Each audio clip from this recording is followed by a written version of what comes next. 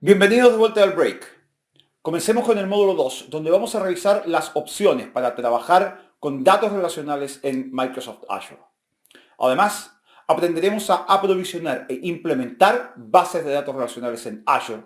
Y finalmente, a realizar consultas y trabajar con estos datos en Azure. Vamos entonces, comencemos el módulo 2. En este segundo módulo vamos a revisar conceptos sobre datos relacionales en Azure. La agenda para este módulo cubre las opciones de datos relacionales que tenemos en Azure, cómo aprovisionar e implementar bases de datos relacionales en Azure y también al final vamos a ver y vamos a conversar sobre cómo hacer consulta a estos datos, cómo utilizar ya los datos relacionales en Azure. Y lo primero que vamos a ver es cuáles son los tipos de servicios de datos relacionales que tenemos en Azure. El primer tipo de servicio de datos relacional que tenemos en Azure se llama SQL Server en una máquina virtual de Azure. SQL Server on an Azure VM.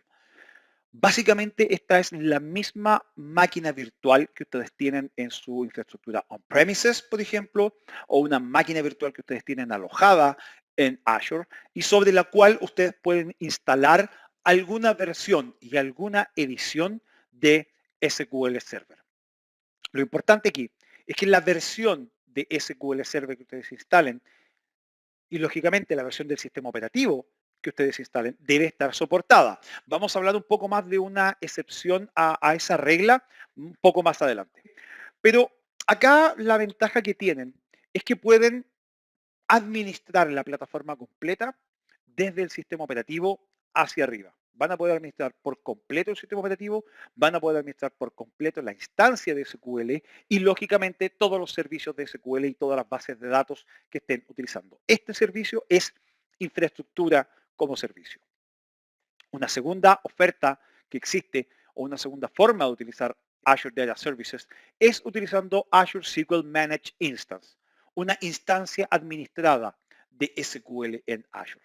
Y esto es en realidad es un híbrido entre una máquina virtual de infraestructura como servicio y la administración centralizada por parte de Microsoft de los componentes de bajo nivel que tiene una plataforma como servicio. Vamos a entrar en detalle en este tipo de oferta más adelante. Vamos a conversar sobre los tres tipos en realidad un poco más adelante. Esto es solamente para que los conozcan, es una vista previa.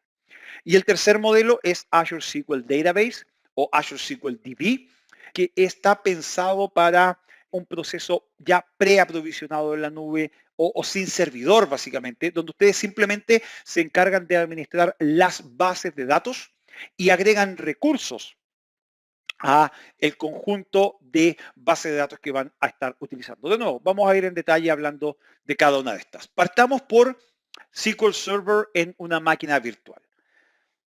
Todos los clientes, y eso ustedes lo deben saber, quieren migrar de la manera más rápida y más transparente posible sus workloads hacia la nube. Pero hay algunos workloads donde yo necesito no solo migrar a la nube de manera rápida, porque eso podría hacerlo con Database Migration, sino que necesito mantener, por alguna razón, control sobre el sistema operativo y sobre las funcionalidades completas de SQL Server.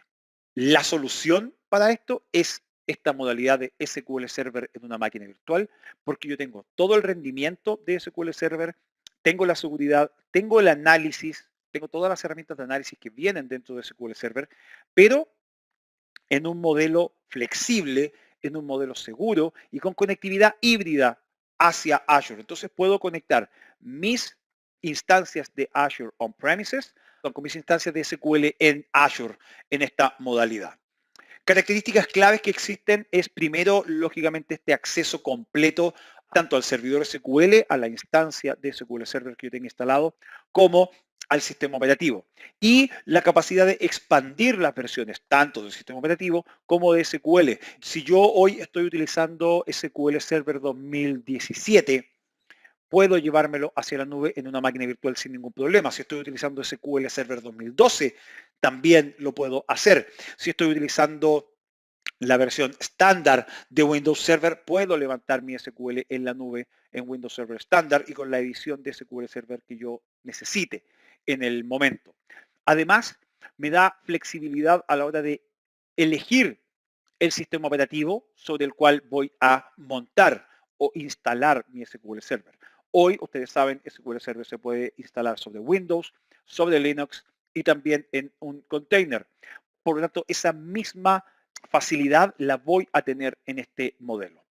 Y también voy a poder utilizar los flujos de archivos mediante FileStream, voy a poder utilizar DTC y voy a poder utilizar el modelo de recuperación simple, el Simple Recovery Mode, si es que mis bases de datos y mi política de respaldo o recuperación lo necesitan.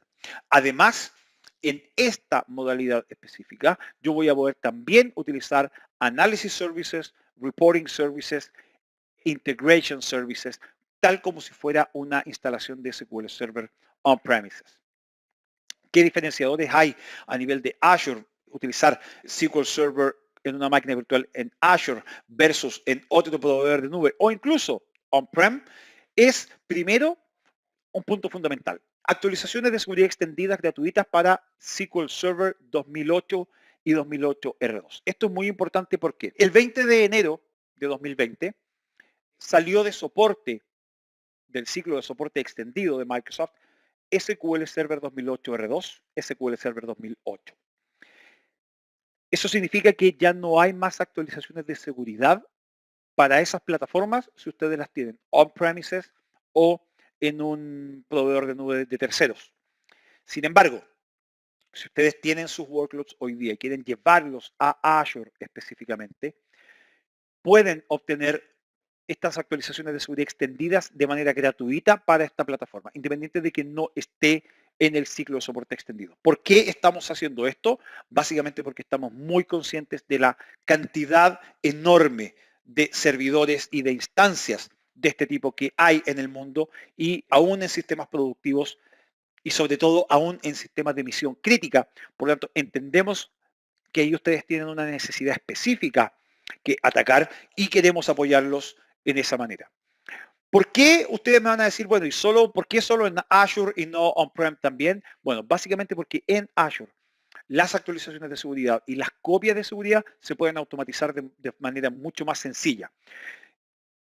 Como Azure es una plataforma en parte administrada por Microsoft y en parte administrada por ustedes, seguramente, si que ya tomaron el curso AZ900, el Azure Fundamentals, ya conocen sobre el modelo de responsabilidad compartida, saben que hay ciertas partes de la infraestructura o del modelo que administramos nosotros como Microsoft y otras que son responsabilidad de ustedes. Bueno, aquí nosotros nos hacemos cargo de las actualizaciones de seguridad y de las copias de seguridad automatizadas, pero que ustedes deben diseñar. La estrategia, de nuevo, de copia de seguridad siempre está diseñada por ustedes. Nosotros hacemos copia de seguridad a nivel de los recursos o de los servicios. Ustedes deben preocuparse de los datos.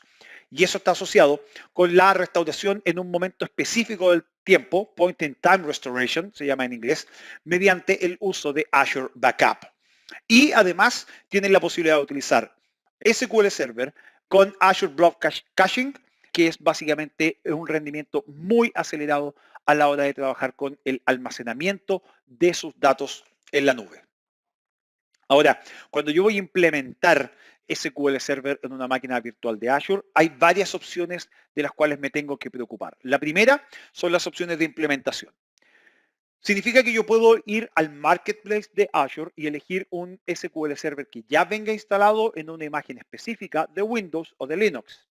Yo puedo elegir, de nuevo, Windows Server 2019, Windows Server 2012 y tener SQL Server 2017, 2019, 2012 o levantar mi SQL Server 2019 sobre Linux.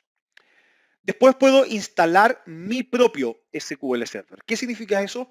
Que utilizando Azure Hybrid Benefit, si ustedes tienen licencias de SQL Server y de Windows Server, en modelo de licenciamiento por volumen con Software Assurance y Hybrid Benefit, ustedes pueden tomar esas licencias que están pensadas para el uso on-premises y llevárselas a la nube e instalarlas en estas máquinas virtuales. Y eso, lógicamente, les va a generar un ahorro de hasta un 40 y algo por ciento, dependiendo de la máquina, lógicamente, un 40 y algo por ciento de ahorro mensual en esos workloads.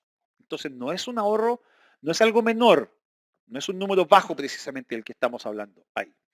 Y luego tienen la capacidad de migrar utilizando Lift and Shift, mediante Azure Migrate, que es parte de Azure Site Recovery.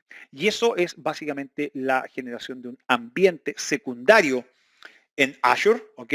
Que lógicamente está enlazado y está conectado con su data center primario on-premises, pero al ser un centro de datos secundario, hay replicación de datos, estamos trabajando en una modalidad de cluster o always on availability groups, por ejemplo, ¿cierto? Y en algún momento ustedes simplemente hacen el failover hacia la nube. Y desde el momento en que hacen el failover hacia la nube, sus aplicaciones comienzan a conectar a la infraestructura que tienen en Azure y posteriormente pueden dar de baja su infraestructura on-prem porque ya está funcionando arriba. Esa es una muy buena forma, una muy útil forma de migración también. De nuevo, pensando en SQL sobre una máquina virtual, sobre una máquina virtual. A nivel de los proveedores de recursos, puedo utilizar flexibilidad a nivel de licencias y ediciones, o sea, de nuevo, qué edición de SQL Server voy a utilizar, qué versión de SQL Server voy a utilizar. Recuerden que versión y edición no es lo mismo. Voy a utilizar Web Edition, voy a utilizar Standard Edition, voy a utilizar 2012, 2014, 2019. Puedo instalar las actualizaciones de seguridad y las copias de seguridad de manera automatizada, realizar las tareas de copia de seguridad de manera automatizada y puedo, y esto es muy importante, administrar las máquinas virtuales desde Azure SQL DB en el portal de Azure. Entonces puedo ir integrando también el resto de mi ecosistema en la nube con mi infraestructura de SQL. A nivel de almacenamiento, aquí hay variadas opciones de implementación.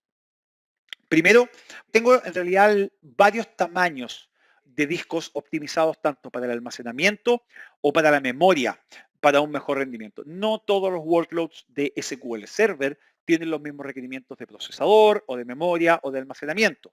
Por lo tanto, si yo necesito máquinas con más memoria, porque estoy utilizando más operaciones en memoria, o necesito máquinas con mejor procesador, o necesito discos de alguna característica especial, bueno, puedo elegirlos.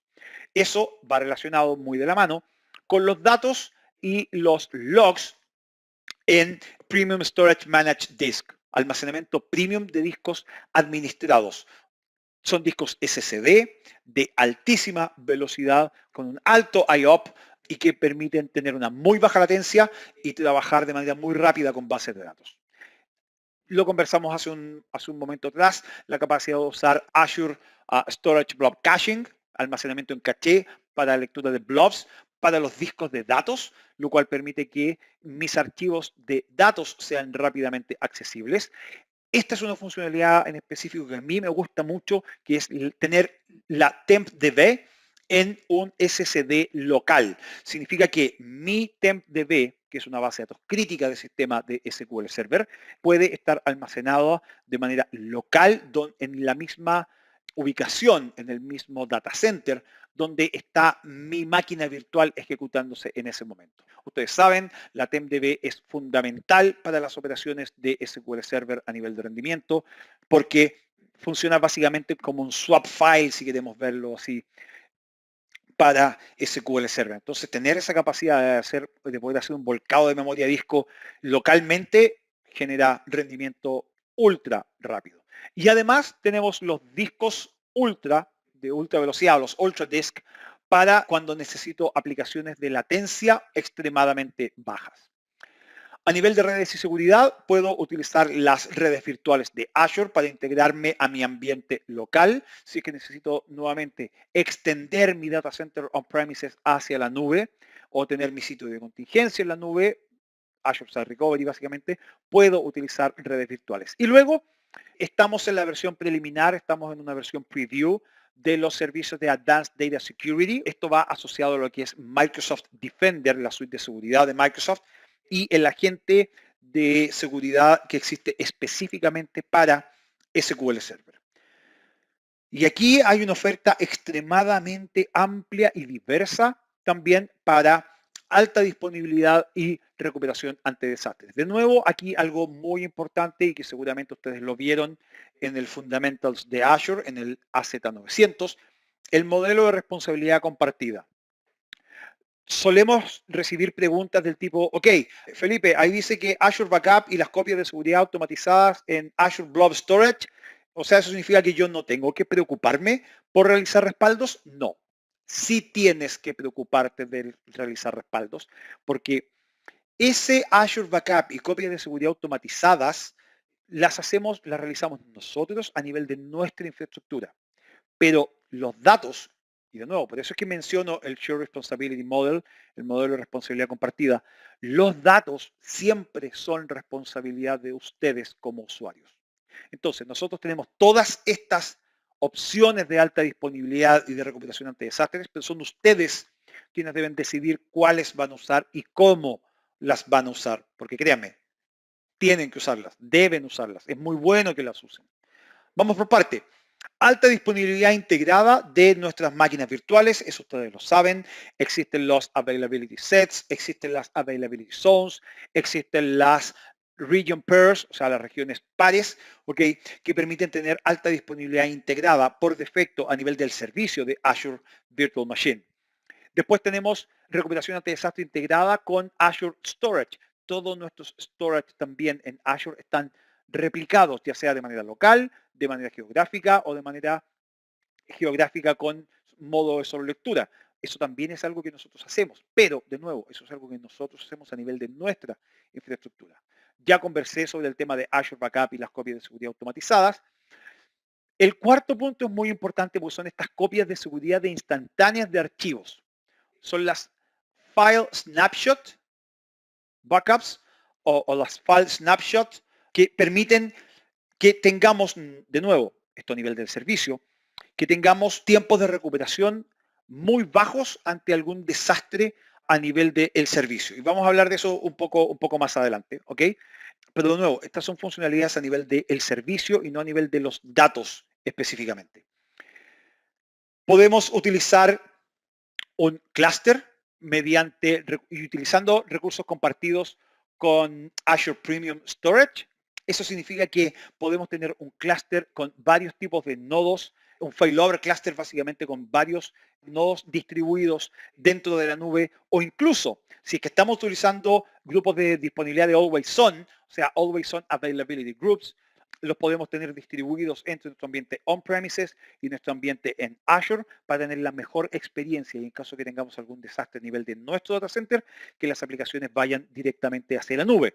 Además, en el caso de Always On Availability Groups, con Cloud Witness, significa que el servicio de testigo de mis clusters está en la nube. Por lo tanto, tengo una mayor disponibilidad de ese servicio específico. Después tengo réplicas secundarias para todos los availability groups en modo híbrido y vamos a conversar de eso un poco más adelante también. Y finalmente tengo las opciones de alta disponibilidad y recuperación ante desastres también disponibles sobre Linux. Ahora, hablamos de que hay una modalidad de SQL Server en máquina virtual en IaaS y otra que está en PaaS, en plataforma como servicio. Tenemos infraestructura y plataforma como servicio. Bueno, incluso cómo podría integrarlas una frente a la otra. Primero tenemos los temas de continuidad del negocio o continuidad operacional. En este sentido, bueno, ustedes acaban de ver varias características de alta disponibilidad y de continuidad de negocios que van a permitir mantener la disponibilidad y los SLA del servicio altamente disponibles y mediante la utilización de diversas tecnologías. El tema de las copias de seguridad automatizadas funciona tanto en infraestructura como en plataforma como servicio, porque básicamente pueden utilizar el servicio de Azure Backup para programar sus respaldos, tanto a nivel de datos como a nivel de máquinas, si es que están utilizando infraestructura como servicio, y a nivel de datos, si es que están utilizando plataforma, y eso permite una uniformidad en los respaldos. La retención de copias de seguridad a largo plazo significa que ustedes pueden mantener un respaldo en Azure Backup, en un Recovery Vault, por hasta 99 años. Y todo esto, además, soportado sobre una red de replicación geográfica muy importante, porque dependiendo de el tipo de servicio que ustedes estén utilizando, es la cantidad de regiones donde ese servicio se está entregando y por lo tanto podrían replicar sus datos de manera geográficamente diversa.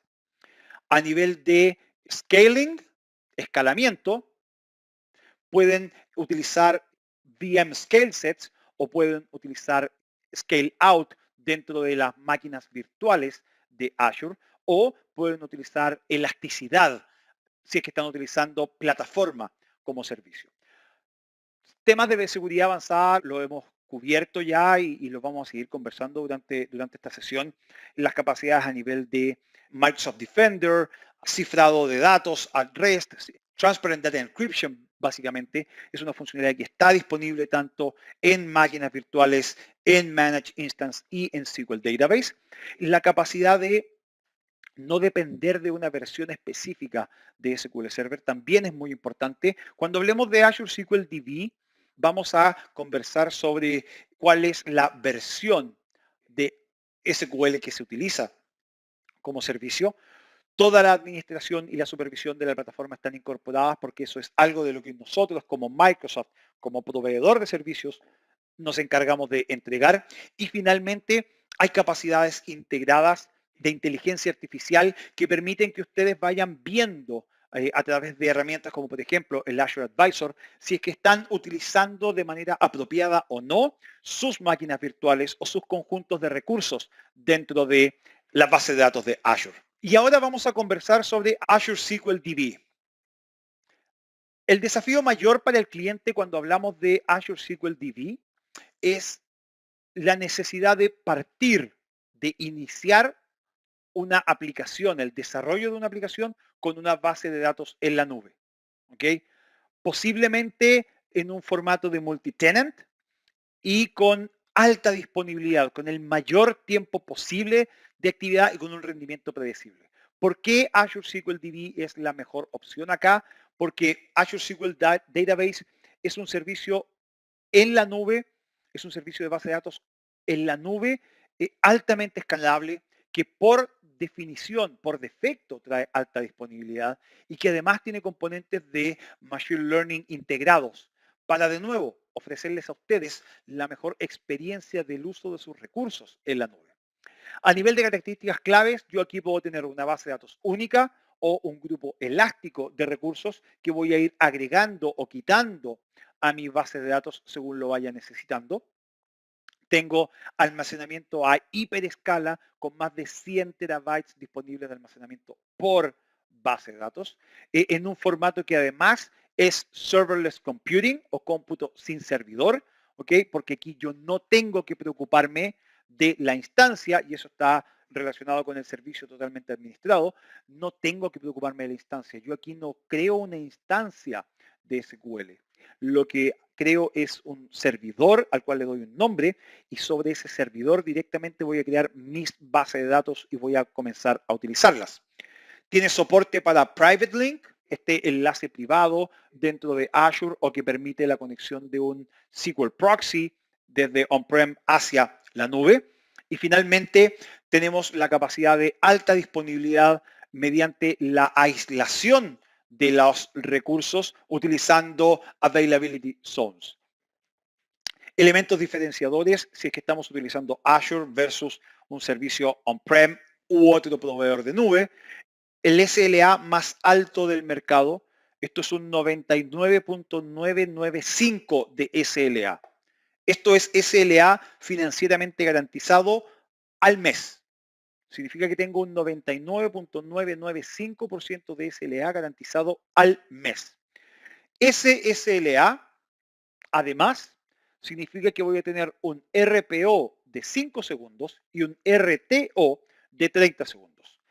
Para quienes no están familiarizados con estas siglas, RPO significa Recovery Point Objective o punto de recuperación objetivo. Es básicamente mi tolerancia a la pérdida de datos a raíz de un incidente o, para decirlo de manera fácil, cuántos datos estoy dispuesto a perder por un incidente medido en cantidad de tiempo. Cuando yo hablo de un RPO de 5 segundos, significa que si hubiera algún incidente a nivel de servicio de Azure SQL DB, no voy a perder más de 5 segundos de transacciones. Recuerden, aquí estamos hablando de bases de datos relacionales, transaccionales. Por lo tanto, no voy a perder más de 5 segundos de transacciones. ¿Cómo? Recuerden que hace unas diapositivas atrás hablé de las instantáneas, de las snapshots. Bueno, aquí está. Cada 5 segundos nosotros a nivel de servicio sacamos un snapshot. Entonces, en caso de un desastre, tenemos snapshot de hace 5 segundos. Nunca van a perder más de esa cantidad de información. Y el RTO significa Recovery Time Objective, ¿ok? Y ese es el tiempo objetivo de recuperación para el servicio. Ahora, posiblemente les parece extraño que el RTO, siendo que estamos hablando de servicio, sea más alto que el RPO cuando estamos hablando de datos. Bueno, de nuevo, el RPO acá se maneja vía snapshots, vía instantáneas. El RTO sigue siendo a nivel de servicio, por lo tanto significa que si hubiera alguna situación, algún incidente dentro del servicio, nos va a tomar aproximadamente 30 segundos en volver a tener el servicio andando. ¿Ok? Lo cual, de nuevo, es bastante rápido. ¿Qué niveles de servicio tengo en Azure SQL DB? Tengo 3. Primero, uso general. Esto es para la mayoría de las cargas de trabajo organizacionales o empresariales. Después tengo los servicios críticos de la empresa. Aquí tengo cargas de trabajo que necesitan baja latencia, que necesitan una recuperación rápida en caso de un desastre o que necesitan tener réplicas secundarias de lectura. ¿Qué diferencia hay entre ambas? Bueno, la capa de uso general tiene almacenamiento remoto, significa que no necesariamente va a estar en el mismo rack o en el mismo data center donde está mi máquina virtual andando o donde está mi base de datos andando. Eso genera o eso se traduce en que tengo un cierto nivel de IOPS, tengo un costo que es mucho más bajo que otras soluciones, que puedo utilizarlo en modalidad serverless, pero que solo tengo una base de datos que es mi base de datos primaria, que es de lectura y escritura. Cuando hablamos de servicio crítico, tenemos almacenamiento local. Entonces, eso significa mismo data center o incluso podría ser mismo rack, que donde están mis servicios ejecutándose, que ahí está el almacenamiento de mis datos. Por lo tanto, tengo un mucho mejor nivel de IOP. Obviamente, como el almacenamiento es local y tengo mucho mejor IOP, esto es un poco más costoso, pero esta modalidad me permite utilizar las capacidades de almacenamiento y procesamiento en memoria que tiene SQL Server. Y me permite tener hasta 4 instancias, una primaria, 2 secundarias y una de solo lectura. Y finalmente, puedo tener hiperescalabilidad.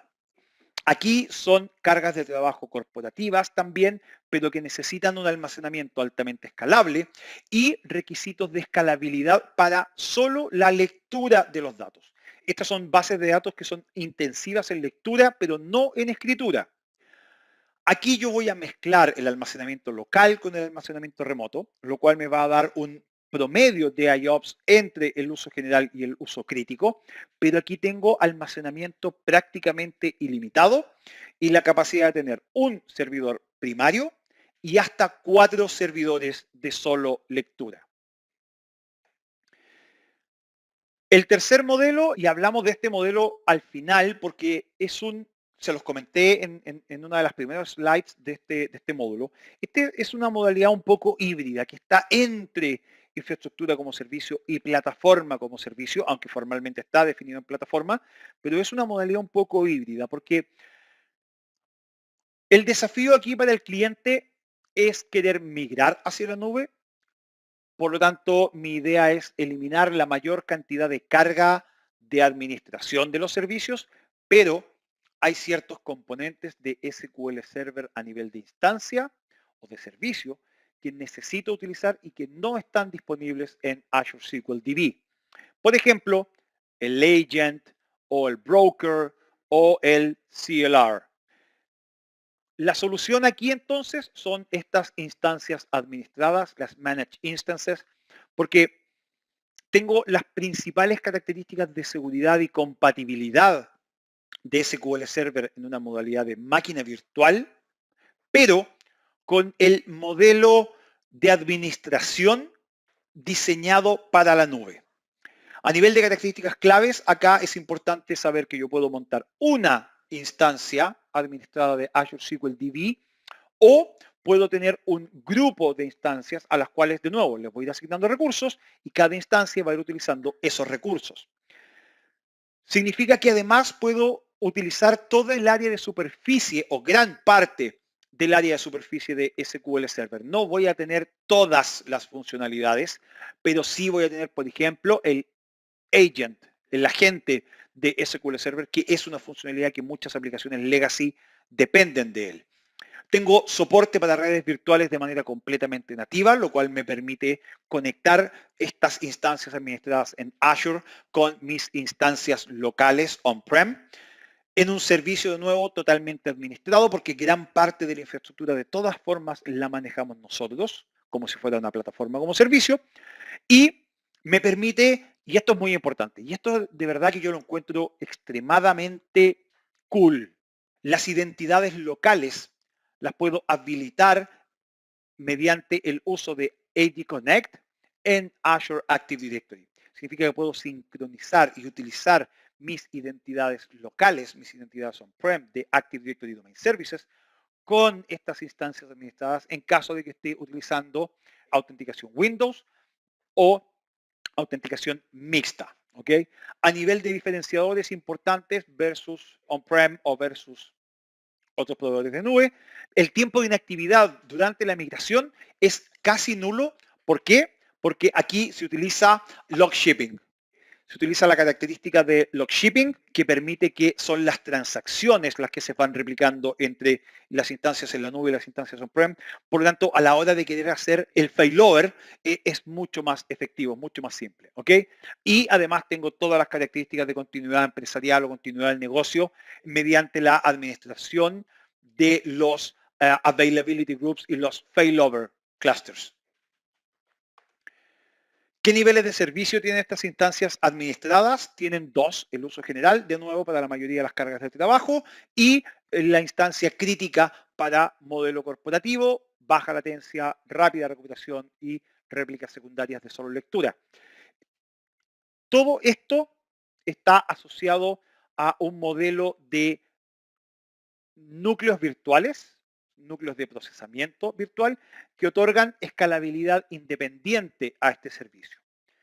A nivel de almacenamiento, tengo almacenamiento remoto, el nivel promedio de IOPS, un costo muy bajo, pero solamente una instancia en las de uso general, y en las de misión crítica voy a tener almacenamiento local, una mucho mejor performance a la hora de los IOPS. El servicio es más costoso, lógicamente, por ese mismo factor, pero también puedo utilizar capacidades de almacenamiento y de procesamiento en memoria, y tengo la capacidad de tener hasta 4 instancias, una primaria, 2 secundarias y una de solo lectura. Aquí hay un breve resumen de lo que es esto. La instancia única me da una gran variable o una gran variabilidad de superficie de SQL Server que yo puedo administrar mediante el soporte de red virtual nativo completamente administrado como si fuera plataforma como servicio, ¿cierto? Los grupos de instancias me permiten aprovisionar recursos que yo ya tenía de cómputo, me permiten también hacer una migración de manera rápida y muy eficiente a nivel de costos. De nuevo, utilizando log shipping, por ejemplo, puedo utilizar instancias más pequeñas de SQL, solamente con 2 núcleos virtuales, a lo mejor para algún formato más departamental de una base de datos. Y esto es muy importante, actualmente esto está en preview. Azure SQL DB, por otro lado, lo puedo trabajar también en un modelo de base de datos única, no instancia. Fíjense, ahí está la diferencia. En instancia administrada es una instancia, en Azure SQL DB es una base de datos, donde tengo almacenamiento a hiperescala de hasta 100 terabytes por base, donde esto es completamente cómputo sin servidor y el servicio es completamente administrado por Microsoft. A nivel del servicio, de nuevo, los datos, el acceso, los permisos, eso es administración de ustedes. Y cuando estoy trabajando con un grupo elástico de recursos, puedo compartir recursos entre las múltiples bases de datos que tenga según la carga de cada una para optimizar el rendimiento y el precio. Tengo gestión de rendimiento simplificada. Si es que tengo muchas bases de datos o múltiples bases de datos ejecutándose al mismo tiempo, puedo ir trabajando con la administración y el rendimiento de cada una de ellas de manera bastante simple y, lógicamente, también es un servicio completamente administrado. Y hasta aquí, si ustedes se fijan, hemos hablado solo de SQL Server, Pero en el mundo de los datos, no todo es SQL Server. Y en Azure tenemos otros 3 modelos de bases de datos en modalidad Database as a Service o base de datos como servicio. Tenemos PostgreSQL, que es la base de datos más popular y demandada actualmente para los nuevos tipos de aplicaciones que se están utilizando. Está MySQL, que lógicamente muchos de ustedes posiblemente la conocen, la han oído e incluso puede que la hayan utilizado, que es una base de datos relacional, pero de código abierto, ¿ok? Muy utilizada para aplicaciones LAMP. Y después tenemos MariaDB, que es un desarrollo basado en MySQL, pero María todavía tiene un foco de comunidad de usuario o un enfoque de open source muy fuerte, mucho más fuerte de lo que es MySQL, que de a poco se ha ido transformando en una base de datos un poco más corporativa. ¿Ok? ¿Qué ventajas tengo de utilizar estos 3 modelos en Azure? Bueno, primero, que tienes una base de datos comunitaria, una base de datos de código abierto, pero que está completamente administrada por Microsoft. Por lo tanto, se puede seguir utilizando el lenguaje de cada una de ellas. No es necesario que aprendan SQL o T-SQL en realidad para utilizar Postgres, Maria o MySQL. Van a poder seguir utilizando el lenguaje que ustedes ya están acostumbrados a un rendimiento y escala muy superior a lo que lo podrían hacer en una implementación on-premises o en una implementación hosteada, alojada en un proveedor de data center normal, porque pueden tener hasta 16 terabytes de almacenamiento y 20.000 IOPS por base de datos, utilizando todas las herramientas de seguridad y protección de datos más cumplimiento normativo que Microsoft provee a todos sus servicios en la nube y finalmente esta capacidad de integrarse con todo el ecosistema de Azure. Por lo tanto, si ustedes están desarrollando una aplicación y no quieren utilizar SQL, pueden utilizar MySQL, pueden utilizar Maria, pueden utilizar Postgres y así simplificar sus desarrollos basado en algo que ustedes ya conocen actualmente. Y Azure SQL Database for Postgres, y aquí me voy a detener un poco más en esta específicamente, esta versión específicamente, tiene todas las ventajas y funcionalidades de Postgres y de su código abierto, pero de nuevo en un formato completamente administrado por Microsoft. Entonces tienen las extensiones, tienen JSON-B, tienen los tipos de datos geoespaciales, tienen la búsqueda de texto completo, el full text search, tienen los índices enriquecidos y todo eso, todo ese núcleo de la base está rodeado, está incluido dentro de la plataforma en la nube de Microsoft con seguridad, con alcance global, porque de nuevo, múltiples regiones abastecen múltiples servicios, con una plataforma de alta disponibilidad integrada, porque básicamente todas nuestras plataformas de datos como servicios tienen las mismas características de alta disponibilidad, con escalamiento vertical y horizontal, o sea, tienen escalamiento a nivel de instancias o a nivel de recursos, con cumplimiento normativo si es que necesitan cumplir con la ISO 27000 o con GDPR o con la ISO 22000 o con alguna normativa del NIST o alguna normativa específica de algún país o región, bueno, lo van a poder hacer. La ventaja de nuevo aquí es tener esta plataforma completamente administrada, por lo tanto ustedes como usuarios de la plataforma se van a concentrar solamente en sus aplicaciones y en utilizar estos servicios mediante además la optimización de rendimiento inteligente, que significa que uno de los problemas en general que yo más vi en mi vida como consultor de base de datos y cuando los clientes comenzaban sus migraciones hacia la nube, el mayor problema que tenían era que el dimensionamiento en la nube no es igual que el dimensionamiento on-premises, ¿ok? Porque el dimensionamiento on-premises, yo tengo que estimar cuánto cómputo voy a necesitar para los próximos 2, 3, 5, 10 años y basado en eso, estimar y comprar hoy. En cambio, en la nube, yo puedo estimar basado en lo que estoy consumiendo hoy y si en un mes más, en 3 meses más, en 6 meses más, en un año más, en 3 años más, crezco exponencialmente y necesito más recursos, lo voy a poder hacer en ese momento del tiempo específico cuando yo lo necesite, no antes. Por lo tanto, no es poco común que al principio del camino hacia la nube, y sobre todo cuando hablamos de este tipo de servicios de datos, donde hay varios factores, están las redes, está el almacenamiento, está el procesamiento, la memoria, etcétera, no es poco frecuente que haya un subdimensionamiento o que haya un sobredimensionamiento. ¿Ok? ¿Cuál es mejor? ¿Cuál es peor? ¿Dónde conviene equivocarse y dónde no conviene equivocarse? Bueno, eso va a depender.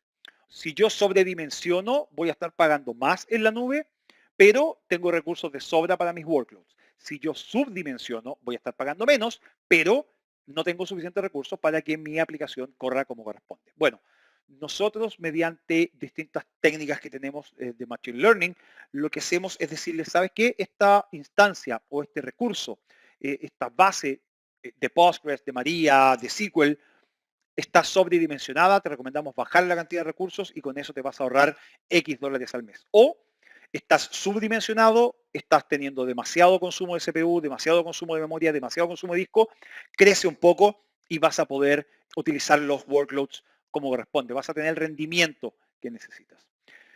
La plataforma sigue siendo flexible, sigue siendo completamente abierta. Nosotros de lo único que nos preocupamos es de administrar la seguridad a nivel de entorno, pero no restringimos funcionalidades de Postgres o de María o de MySQL.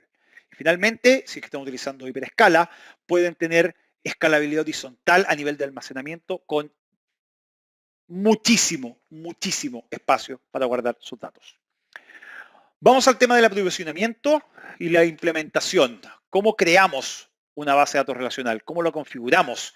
¿Cuáles son los problemas básicos que podríamos tener a nivel de conectividad y cómo exploramos la seguridad de los datos? ¿Qué significa aprovisionar? Es un término que yo he utilizado bastantes veces durante esta sesión, pero ¿qué es? Aprovisionar significa que el usuario va a especificar ciertos parámetros de aprovisionamiento.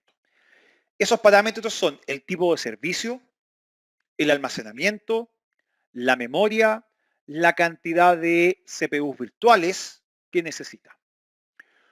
Esos parámetros se envían a Azure y Azure se encarga de aprovisionar este servicio. ¿Cómo lo hace? Generando los recursos necesarios para crear este servicio. Va a generar la cuenta de almacenamiento, va a generar las redes virtuales, va a reservar una cierta cantidad de procesadores virtuales y memoria, etcétera, etcétera. Una vez que estos recursos ya están creados, se va a finalmente provisionar el servicio y una vez que el servicio ya está aprovisionado, entonces el usuario lo va a poder comenzar a utilizar. ¿Cómo configuro los servicios de datos relacionales? Aquí puedo utilizar una configuración básica o parto en realidad con la configuración básica donde tengo que elegir la suscripción que voy a utilizar, el grupo de recursos, si es que voy a utilizar una instancia administrada o generar un Azure SQL DB, por lo tanto solamente un nombre de un servidor. Debo crear el nombre de la base de datos si es que voy a utilizar Azure SQL DB. Cada vez que vean DB o BD en pantalla significa Azure SQL DB. Cuando vean MI o IM significa instancia administrada. Luego debo generar sí o sí el inicio de sesión del administrador, su contraseña, cuál es la región donde voy a levantar los recursos. Si es que estoy utilizando Azure SQL DB, tengo que elegir si es que voy a utilizar un pool de recursos elástico o un grupo de recursos elásticos y luego configurar los recursos de procesamiento y almacenamiento. A nivel de conectividad de red, definir si voy a tener acceso público o acceso privado a mi base de datos o a mi instancia, cuáles van a ser las reglas a nivel de firewall y cuáles van a ser las reglas a nivel de las redes virtuales. Y finalmente, si es que estoy utilizando una Managed Instance, ¿cuál va a ser el tipo de conexión? ¿Voy a utilizar TCP? ¿Voy a utilizar Pipe? Como esta es una instancia, puedo configurar eso. En SQLDB, esa opción no está disponible para configurar. Configuraciones adicionales, ¿cuál va a ser el origen de datos? Si es que estoy utilizando Azure SQL DB. Voy a crear una base de datos en blanco, voy a levantar un respaldo. Si voy a levantar un respaldo, ese respaldo ya debe estar en Azure, ¿ok? Debe estar en un Recovery Vault en Azure. O si voy a utilizar la vieja, querida y confiable AdventureWorks LT, que son las bases de datos de ejemplo de Azure, que yo puedo montarlas para temas de demostraciones o cosas así. De hecho, es lo que vamos a hacer más adelante en la demostración que les voy a hacer de esto. Tengo que elegir el modelo de intercalación de servidor, si es que estoy utilizando Managed Instance, y el modelo de intercalación de la base de datos, si es que estoy utilizando SQLDB, o sea, cuál va a ser el conjunto de caracteres del servidor o de la base. Tengo que elegir la zona horaria, si es que estoy utilizando Managed Instance, y si es que voy a utilizar los Advanced Data Security Features en las bases de datos. Si es que estoy utilizando base de datos, además, debo elegir las etiquetas para estos recursos. De nuevo, las etiquetas sirven para diferenciar o para agrupar de una manera lógica los recursos. Esto se ve en el curso Z900, ¿cierto? Tiene bastantes ventajas, por lo tanto les recomiendo que lo hagan. Base de datos de producción, base de datos de desarrollo, base de datos de prueba, base de datos de finanzas, de recursos humanos, de operaciones. Y al final reviso los términos de servicio y privacidad y luego le digo crear. Y con eso yo voy a poder configurar mi servicio. Eso en detalle lo vamos a ver, eso que vimos en teoría, lo vamos a ver luego en una demostración. A nivel de conectividad y firewall, yo acá tengo mis gateways, que son esos servidores que están marcados como GW, y luego tengo mis nodos de SQL, que son los que están dentro de la región de Azure, oeste de Estados Unidos en este caso, de SQL Server. Aquí lo que les voy a tratar de explicar es cómo se ve la conectividad desde el punto de vista de un cliente. Estoy trabajando aquí con un proxy SQL que tiene una URL pública, mysql.db.database.windows.net, que tiene una dirección específica que es westus1-a.control.database.windows.net, tiene una IP pública, una dirección IP pública que es la 104.42.238.205 y se conecta a través del puerto 1433. Esos son los parámetros de conexión públicos. Entonces, lo que va a hacer el proxy es ir al gateway y este gateway lo va a redireccionar a algún nodo de mi conjunto de recursos de Azure SQL DB. Luego le va a responder al proxy diciendo que sí, efectivamente, encontró los nodos que necesitaba acceder y le va a mandar una operación de redirect. ¿Ok? Este redirect lo que va a hacer es redirigir la consulta específicamente SQL, ¿ok? A el nodo que esté desocupado, al nodo que esté disponible o al nodo donde esté la base de datos específica a la cual yo me quiero conectar. Y ahí entra la dirección privada, que es la 13.123.237.158, y en un rango de puertos, si se fijan, que va desde el 11.000 al 11.999. Entonces, la primera conexión yo la hago a una IP pública. Es el gateway, que es esa dirección pública, básicamente, quien identifica el nodo y le dice al cliente o al proxy, sí, puedes conectarte y debes conectarte a este nodo específico en esta IP, con esta URL y en este rango de puertos para que puedas utilizar los servicios. A nivel de seguridad de la red, hay varias formas de conectarse. Yo ahí tengo 3 grupos de recursos de Azure, uno en el este de Estados Unidos en máquina virtual, uno en el oeste de Estados Unidos en máquina virtual, luego tengo otra máquina virtual en el este de Estados Unidos y afuera de eso tengo un proxy SQL, por ejemplo, o una base de datos SQL. ¿Cómo me conecto desde mi entorno local hacia ellos? Bueno, puedo hacerlo mediante conexión vía servidor. Entonces, es SQL Server directamente mediante la extensión de mis redes virtuales, quien se va a poder conectar y permitir el acceso a los servicios de Azure.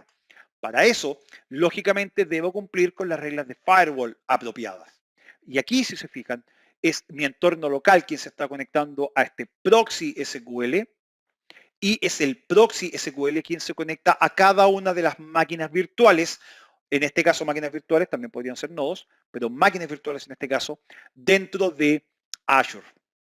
Ahora, esto, si se fijan, es si es que estoy utilizando un firewall y por lo tanto estoy haciendo la conectividad vía Internet. Estoy utilizando un proxy para esto.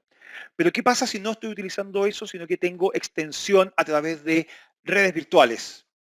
Cuando trabajo desde redes virtuales, yo puedo extender la red virtual desde mi entorno local hacia la nube utilizando una VPN Point to Site o utilizando ExpressRoute, por ejemplo, y con eso la conexión va a ser directa a través del gateway de la red virtual hacia mis recursos en Azure. O puedo utilizar emparejamiento de redes, VNet Peering, básicamente para permitir que dos redes virtuales en distintos segmentos trabajen de manera conjunta y me permitan abastecer a mis aplicaciones o a mis soluciones. Además, tengo la oportunidad de utilizar Private Link, que es este punto de conexión privado, que es una sola dirección que va desde el proxy hacia dentro de mis recursos y de nuevo, utilizando emparejamiento de VNets o redes virtuales específicamente, me va a permitir conectar toda mi infraestructura. Y la ventaja de utilizar todo esto y sobre todo de utilizar Private Link es que mediante el uso de Private Link no necesito abrir mi infraestructura hacia Internet, porque todo va a ser a través de un punto de conexión privado. ¿Ok? A nivel de autenticación y control de acceso, aquí hay cosas bastante interesantes, porque primero está forzada la autenticación de modo mixto. Por ejemplo, para el administrador de servidor, el famoso SA, bueno, yo asumo que ninguno de ustedes utiliza el SA. Ustedes siguen la buena práctica que dicen que después de instalar la instancia de SQL Server, lógicamente ustedes crean un usuario con permisos de SA, con el rol de SA, pero la cuenta SA se deshabilita. Eso es por seguridad, ¿cierto? Todos ustedes lo hacen. Estoy seguro de que todos ustedes lo hacen. Por lo tanto, autenticación SQL a nivel de la implementación tengo para el administrador del servidor, tengo una entidad de seguridad a nivel de servidor para la base de datos y tengo un miembro, un login de SQL para la función de sysadmin de la instancia administrada. ¿Qué pasa si no quiero utilizar el modo mixto y necesito utilizar autenticación de Windows? Bueno, puedo utilizar autenticación mediante Azure Active Directory. Si estoy utilizando una Managed Instance, una instancia administrada de Azure, este Azure Active Directory tiene ciertos roles que puedo utilizar, como por ejemplo el administrador de servidor vía Azure Active Directory. Puedo generar los logins de los usuarios utilizando SQL o Azure Active Directory. Puedo crear los usuarios de la base de datos directamente utilizando Azure Active Directory. Y finalmente, tengo compatibilidad a nivel de las bases de datos de manera completamente independiente con SQL Server. Recuerden que esto es una instancia administrada. Si es que estoy utilizando Azure SQL DB, tengo el rol de administrador de servidor mediante Azure Active Directory, pero tengo inicios de sesión de SQL Server, tengo roles diferenciados y limitados para los administradores de servidor, tengo el Login Manager y el DB Manager, cada uno de ellos tiene un rol completamente distinto. Tengo usuarios de la base de datos y también puedo tener usuarios de la base de datos de manera independiente mediante el uso de Azure Active Directory y eso es lo que nosotros de hecho estamos recomendando que utilicen. Porque en Azure hay una funcionalidad maravillosa que es una de mis favoritas. Si es que han tomado algún curso Z900 conmigo, yo esto lo repito muchas veces. RBAC es una de mis funcionalidades favoritas. El control de acceso basado en roles, Role-Based Access Control. ¿Ok? ¿Por qué es importante esto? Porque todas las operaciones de Azure en Azure SQL DB se pueden controlar utilizando RBAC. Significa que yo voy a tener permisos de seguridad fuera de la instancia o fuera de la base de datos. Entonces, al tener desacoplada la seguridad, significa que mis entidades de seguridad y todo mi sistema de seguridad está basado en roles.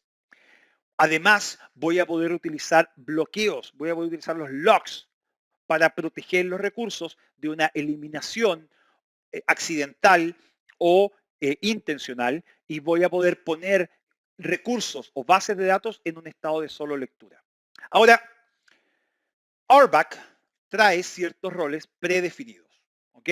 Propietario, colaborador, y yo podría utilizar esos roles en la práctica para implementar los recursos de Azure SQL DB o para administrar las directivas de seguridad dentro de Azure SQL DB. Pero, por ejemplo, hablemos de estos 4 roles que están ahí y por qué seleccionamos estos 4, para que ustedes puedan ver la diferencia entre cómo se manejan a nivel de SQL DB y cómo se manejan a nivel de instancia administrada. El primer rol dice colaborador de base de datos, es el contributor a nivel de SQL Database. Este usuario, este rol, puede crear y administrar bases de datos y puede acceder a las bases de datos, por ejemplo, para conectarse a ellas y ver datos, que puede trabajar con ellas. A diferencia del colaborador a nivel de instancia administrada de SQL, el Manage Instance Contributor, ese rol puede crear y administrar instancias administradas, puede crear y administrar estas Manage Instance, pero no puede acceder a ellas, no puede leer los datos que están almacenados en ellos.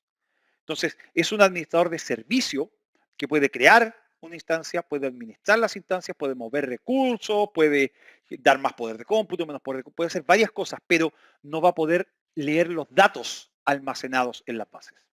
Luego tenemos el Security Administrator o el administrador de seguridad de SQL, que puede administrar las directivas de seguridad, tanto para Manage Instance como para SQL DB. Por ejemplo, puede realizar auditorías sobre las instancias o las bases de datos, pero no puede acceder ni a la base de datos ni a la instancia.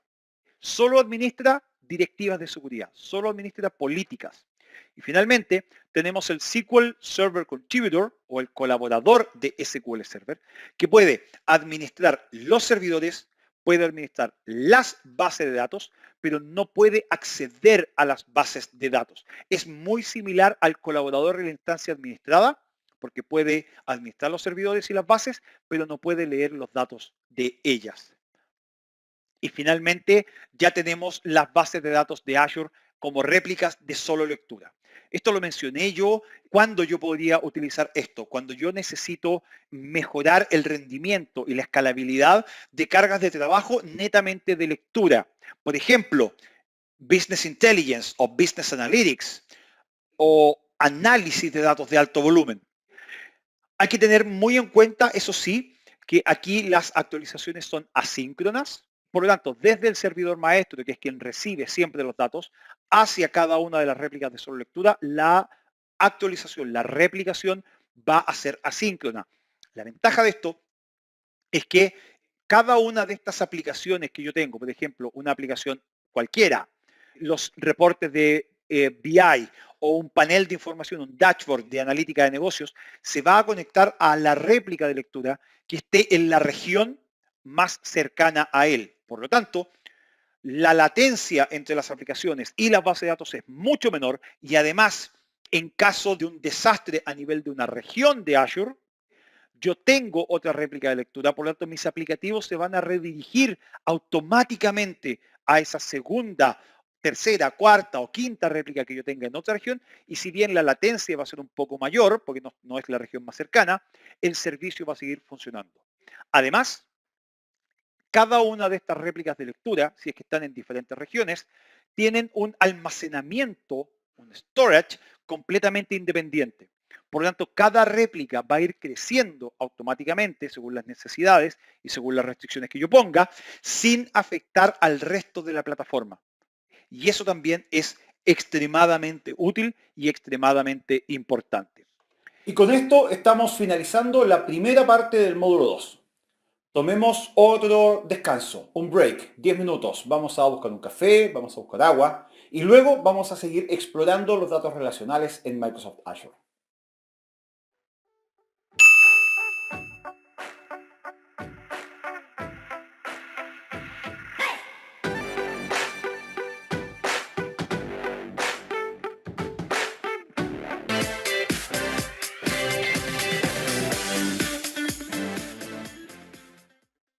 Bienvenidos de vuelta al break. Aún nos falta contenido que revisar en este módulo, así que avancemos y sigamos explorando los datos relacionales en Microsoft Azure. Bien, ahora vamos a ir a la segunda parte de este módulo 2. Vamos a continuar con la exploración de datos relacionales en Azure. Y vamos a comenzar con una demostración. Voy a aprovisionar una base de datos Azure SQL Database. Les voy a mostrar todo el proceso y vamos a hacer una pequeña consulta también ahí para mostrar cómo funciona. ¿Ok? Bien, en esta demostración lo que vamos a hacer es crear una base de datos SQL DB o Azure SQL DB. Para eso voy a seleccionar SQL Databases. No tengo ninguna acá, por lo tanto vamos a crear una nueva. El proceso de creación es bastante sencillo, bastante lineal. Lo primero que tengo que hacer, igual que al crear cualquier recurso en Azure, es revisar la suscripción que sea la correcta y luego revisar los grupos de recursos que ya tengo. Acá lo que voy a hacer es crear un nuevo grupo de recursos que se va a llamar DP900 SQL Demo. Le decimos OK. Y ahora tengo que ingresar el nombre de la base de datos que voy a utilizar. Voy a mantener DP900 SQL Demo y le vamos a poner ahí unos caracteres adicionales para evitar que el nombre esté duplicado en alguna parte. Si está con ticket verde es porque está todo OK. Y luego seleccionar un servidor. Yo acá no tengo servidores. Voy a crearlo primero y después les voy a explicar la importancia de esto. También debe ser un nombre único. Entonces, ahora en minúscula, eso sí, DP900 SQL Demo y le voy a poner un par de caracteres adicionales para evitar que pueda ser duplicado. Nombre del administrador del servidor, importante, ¿cierto? Y la contraseña, también es importante. Y la ubicación, la región donde lo vamos a crear. Yo aquí puedo elegir cualquiera de las que estén disponibles donde el servicio lógicamente esté. Voy a mantener por defecto East US. ¿Qué es este servidor que yo acabo de crear? Bueno, es el servidor, lógicamente, donde se van a montar mis bases de datos SQL DB. Ahora, ¿por qué tengo que crear un servidor? Para poder asignar los recursos, tanto de cómputo, memoria y almacenamiento. ¿Ok? Esos recursos de cómputo son los que yo voy a utilizar para ese servidor específico. Y la opción que sigue a continuación me pregunta si quiero utilizar Elastic Pool. Elastic Pool significa que yo voy a asignar recursos a este servidor y que todas las bases de datos que yo cree en este servidor van a compartir ese pool de recursos, ese conjunto de recursos. Si, por otro lado, yo mantengo la opción por defecto, que es no, significa que para cada base de datos que yo cree, incluso en ese mismo servidor, cada base de datos va a tener su propio conjunto de recursos. A nivel de recursos de cómputo y almacenamiento que yo puedo seleccionar entonces, yo acá voy a configurar esas opciones. Y tengo las bases de datos de propósito general, tengo las bases de datos de hiperescala y tengo las bases de datos de misión crítica. Lógicamente, como esta es una demo, me voy a ir con las de propósito general. Incluso voy a bajar el almacenamiento, que son 32 gigas por defecto, y lo vamos a dejar en 16. Lo vamos a bajar a la mitad. ¿Ok? Yo puedo tener una configuración de hasta 800 cores en recursos provisionados y hasta 408 gigas de memoria. Es bastante, si se fijan. ¿Ok? Esto es porque estoy utilizando la generación 5. Me pregunta además si quiero hacer esta base de datos redundante a nivel de zona. Eso significa con el almacenamiento redundante a nivel de zona. Le vamos a decir que no, no lo necesito por ahora. Ahí ya está configurado una generación 5, 2 cores, 16 gigas de almacenamiento sin redundancia de zonas. El paso que viene es muy importante, porque es la conectividad de redes. Tengo tres opciones de conectividad de redes que puedo utilizar. Primero, sin acceso. Bueno, significa, lógicamente, que nadie va a tener acceso a esta base de datos. Luego, endpoints públicos, o sea, voy a abrir la base de datos para que puedan conectarse recursos dentro de Azure o en Internet. Y luego tengo los endpoint privados, pero los endpoint privados son direcciones IP privadas específicas dentro de una red virtual. Por lo tanto, aquí yo tengo que tener configurados mis endpoints antes de habilitarlos o tengo que crearlos y eso no lo vamos a hacer porque la verdad es que no es parte de los contenidos que se cubren en este examen.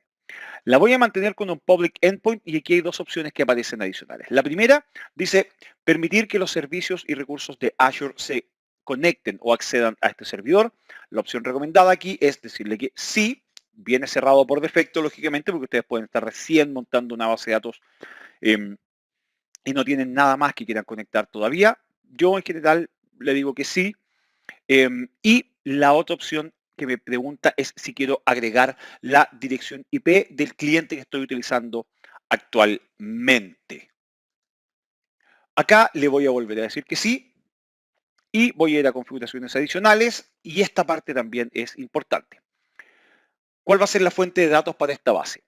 Nada, o sea, la estoy creando en blanco. Cuando la creo en blanco, puedo seleccionar el collation de la base de datos, el conjunto de caracteres que voy a utilizar.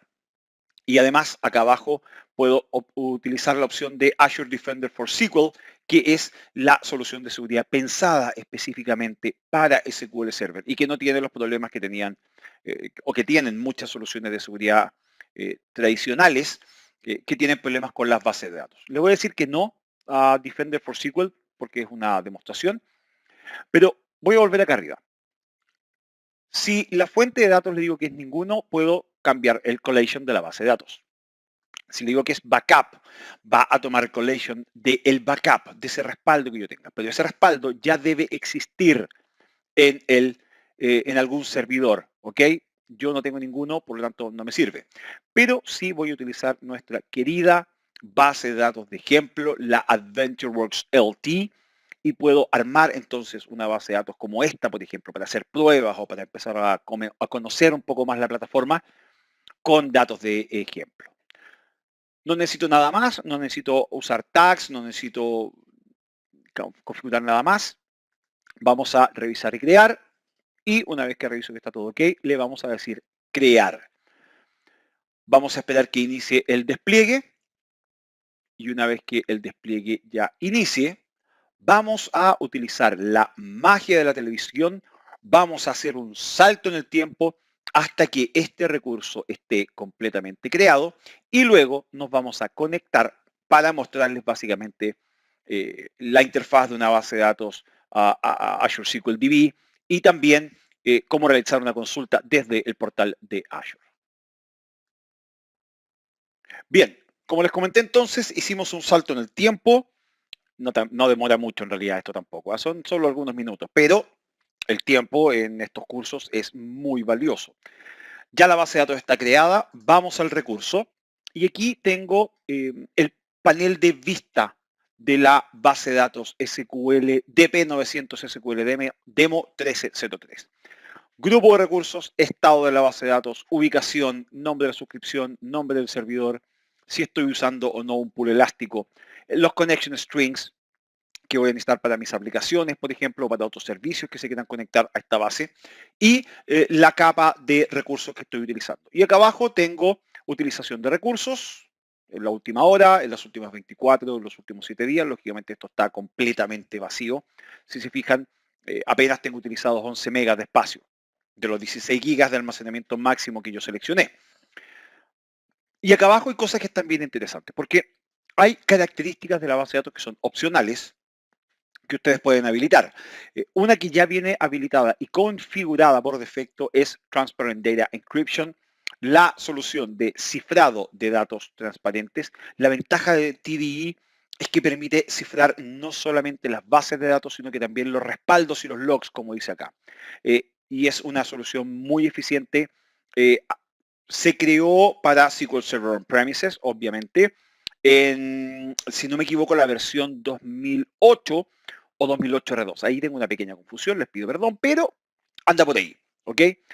Luego tenemos Azure Defender, que yo pedí que no se iba, yo dije que no se iba a utilizar, por lo tanto estando configurado.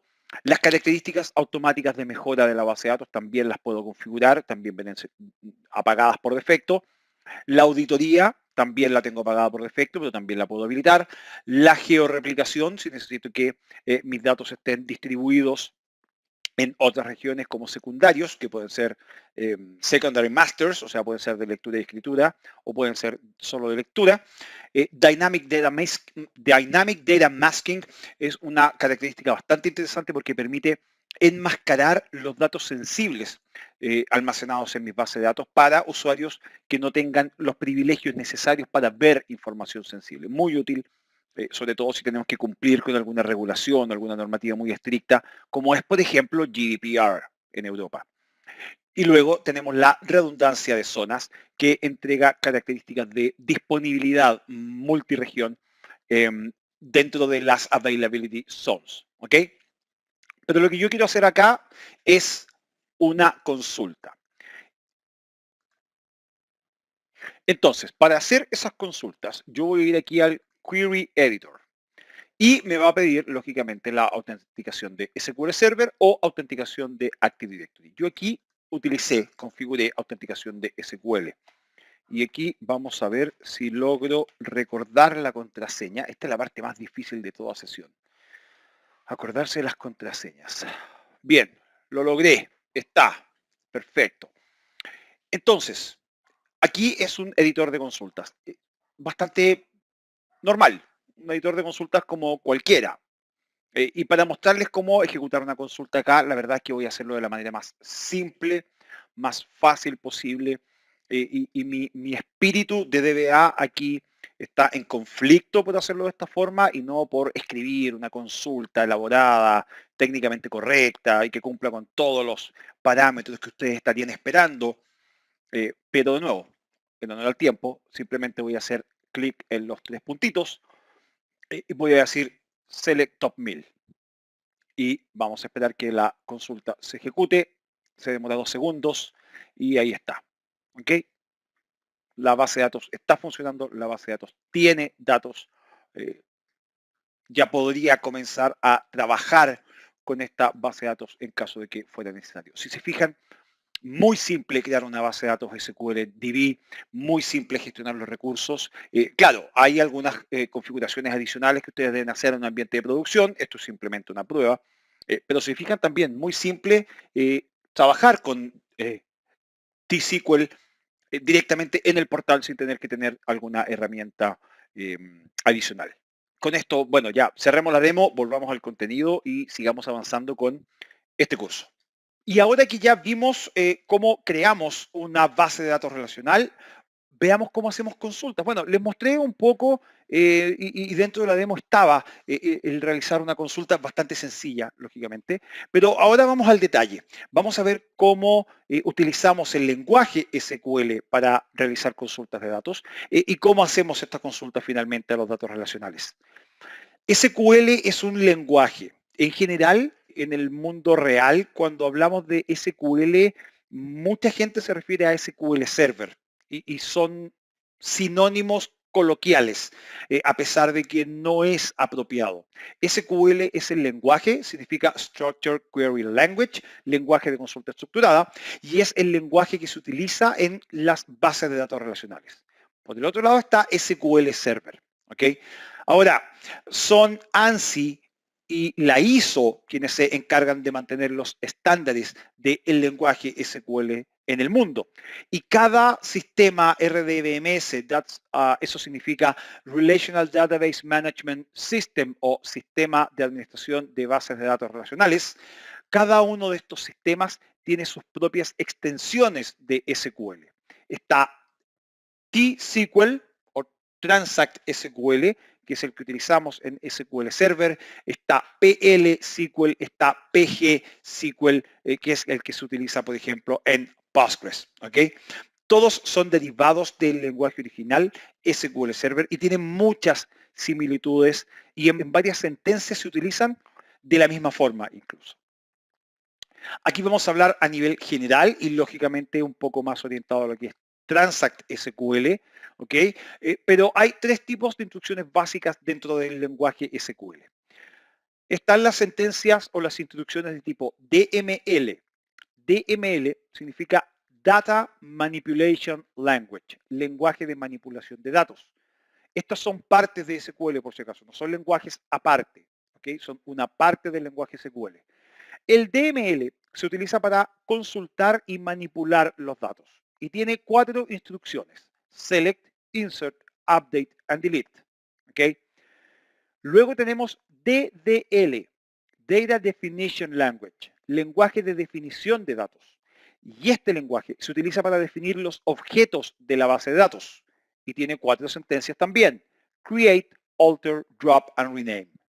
Y finalmente tenemos el DCL, Data Control Language, o lenguaje de control de datos, que se utiliza exclusivamente para administrar los permisos de seguridad de las bases de datos. Y tiene 3 instrucciones: Grant, Revoke y Deny.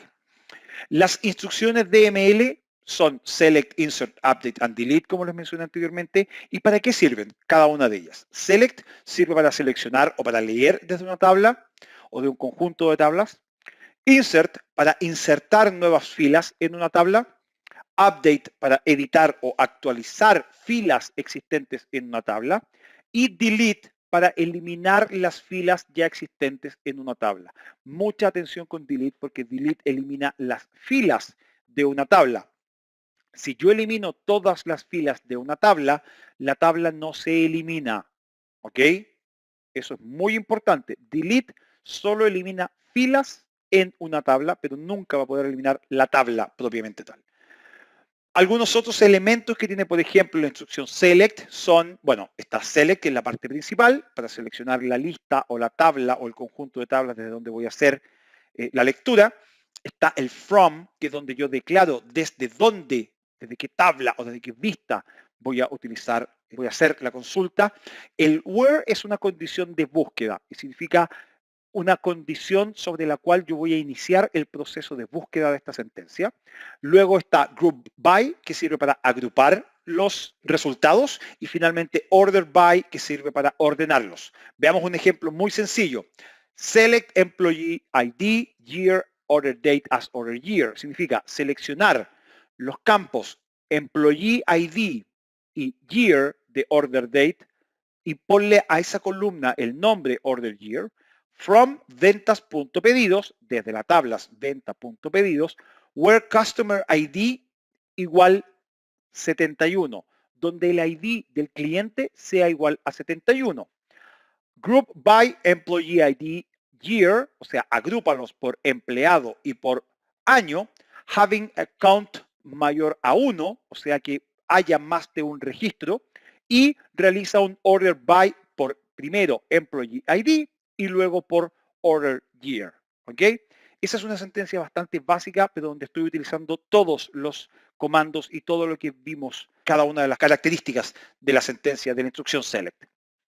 El insert sirve para insertar valores. ¿Ok? Para yo poder insertar valores, tengo que utilizar insert into, seguido de values.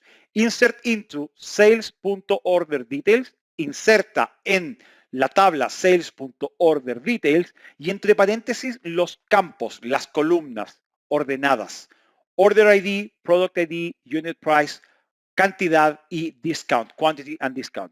Y values declara los valores que yo voy a ingresar o voy a insertar en esa fila.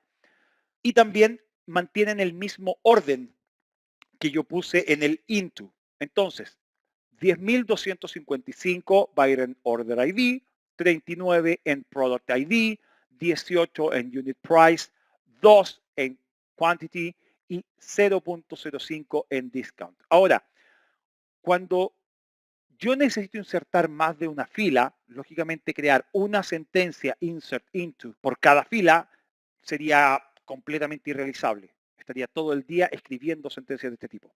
Por lo tanto, yo puedo insertar de a más de una fila al mismo tiempo. La sintaxis al principio es la misma: insert into sales.order_details y entre paréntesis los campos, order ID, product ID, unit price, quantity and discount, pero en values en cada fila yo voy a agregar los valores. Entonces, 10.256, 39, 18, 2 y 0.05 es una fila. 10.258, 39, 18, 5 y 0.10 es otra fila. Ambas filas se van a insertar en la tabla sales.order details. Las sentencias o instrucciones de DL son create, alter, drop and rename. Y create lo que hace es crear un nuevo objeto en la base de datos. Un objeto, una tabla, una vista. Alter va a modificar la estructura de un objeto. Por ejemplo, va a alterar una tabla para agregar una columna nueva. El drop quita un objeto de la base de datos y rename le cambia el nombre a un objeto. La diferencia entre delete y drop es que, de nuevo, delete elimina todas las filas de la tabla, pero no la tabla. En cambio, drop elimina la tabla completa. Si yo utilizo un drop table, voy a eliminar la tabla completa, incluyendo los datos que hay dentro de ella. Entonces, mucho cuidado con específicamente esa instrucción. ¿Ok? A nivel de create, bueno, muy simple, create es para crear.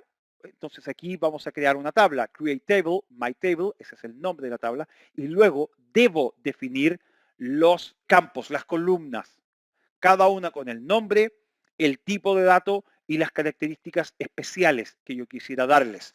Por ejemplo, partimos con my column 1, ese es el nombre de la primera columna, my column 1. Int significa que va a ser del tipo integer, ¿ok? Not null significa que no puedes almacenar, no se pueden almacenar valores nulos en esa columna. Y primary key, o sea, la columna my column 1 es la clave primaria, la llave primaria de esa tabla. Por lo tanto, además debe ser siempre un identificador, va a ser siempre un valor único, ¿ok? Luego tengo my column 2, que va a ser un varchar 50, ¿ok? O sea, una cadena de caracteres que puede tener hasta 50 caracteres, not null, de nuevo, no puedo almacenar un valor null ahí, un valor nulo. Y luego tengo my column 3, que también es un varchar, pero hasta 10 caracteres. O sea, una cadena de caracteres de hasta 10 caracteres y que también debe ser not null, ¿ok? A nivel de herramientas de consulta, aquí hay varias, ya conversamos algunas de ellas en el primer módulo, cuando hablamos de las herramientas que utiliza cada uno de los roles de trabajo, del trabajo con datos. Está el portal de Azure, lógicamente lo pudieron ver en la demostración. Yo puedo utilizar el portal para realizar consultas directamente sobre una base de datos SQL.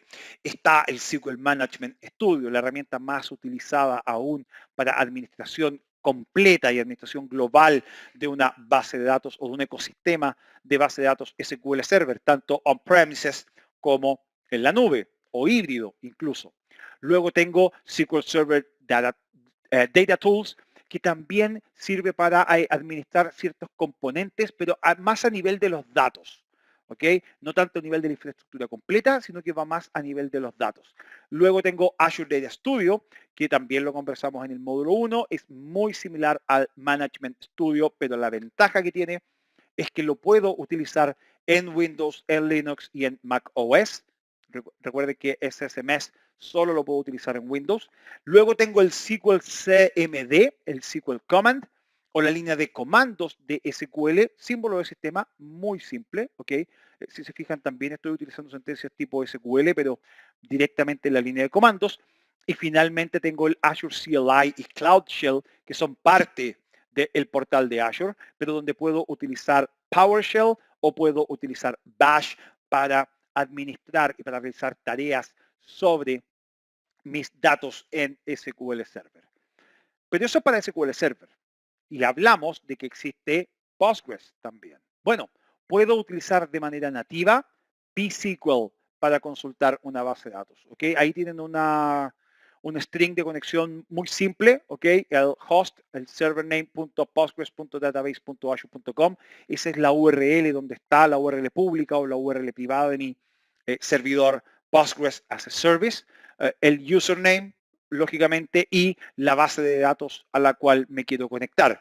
Y si estoy utilizando MySQL, también puedo utilizar simplemente el MySQL Workbench para hacer consultas a la base de datos. Aquí no hay nada adicional, solo tengo que utilizar el Setup New Connection, el wizard que trae MySQL Workbench, darle un nombre a la conexión, utilizar el método de conexión y luego los parámetros, la dirección IP o el nombre del servidor, el puerto, el username, el password y el esquema de nuevo. Esto es exactamente igual como si ustedes estuvieran utilizando MySQL on-prem, pero lo van a estar utilizando en la nube de Microsoft en Azure. Y con esto ya estamos finalizando el módulo 2. Y con esto estamos finalizando ya la primera parte de este curso. Hagamos una breve revisión del contenido que cubrimos. Partimos hablando sobre conceptos básicos de datos, roles y responsabilidades en el mundo de los datos. Y luego hablamos sobre conceptos básicos de datos relacionales, no relacionales y análisis de información. En el segundo módulo hablamos sobre las opciones para trabajar con datos relacionales en Azure, cómo aprovisionar e implementar estas bases de datos relacionales en Azure y finalmente hablamos sobre cómo trabajar y hacer consultas sobre estos datos. Gracias por asistir a esta primera parte del curso y esperamos verlos en la segunda parte de este Microsoft Virtual Training Day, Data Fundamentals.